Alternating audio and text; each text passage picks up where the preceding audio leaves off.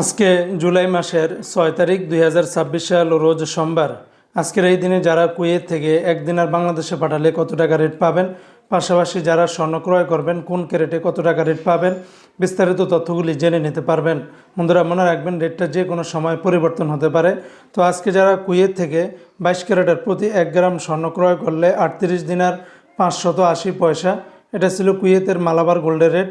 অপরদিকে কুয়েত সরকার ঘোষিত 24 ক্যারেটের প্রতি গ্রাম 40 দিনার 251 পয়সা, 22 ক্যারেটের প্রতি গ্রাম 36 দিনার 931 পয়সা, 21 ক্যারেটের প্রতি গ্রাম 35 দিনার 255 পয়সা, 18 ক্যারেটের প্রতি গ্রাম 30 দিনার 218 পয়সা। এই রেটগুলোর সাথে ভ্যাট ট্যাক্স মেকিং চার্জ কোনো কিছুই যুক্ত করা হয়নি। তাছাড়া কুয়েতে আরও বিভিন্ন কোম্পানি রয়েছে, এক একটাতে রেটটা ভিন্ন ভিন্ন হতে পারে। আজকে যারা কুয়েত থেকে একদিনের বাংলাদেশে পাঠাবেন 402 টাকা 39 পয়সার ভিতরে পাবেন। তবে কুয়েতের সকল এক্সচেঞ্জগুলোতে একরকম রেট পাবেন না।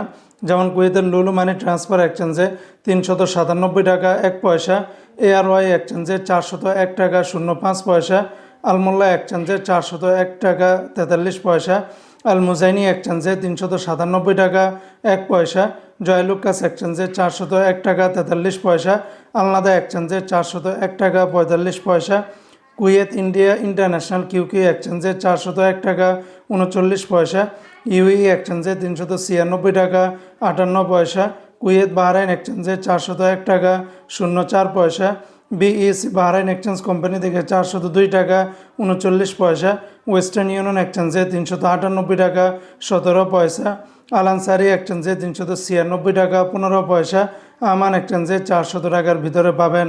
বন্ধুরা মনে রাখবেন, রেটটা যে কোনো সময় পরিবর্তন হতে পারে।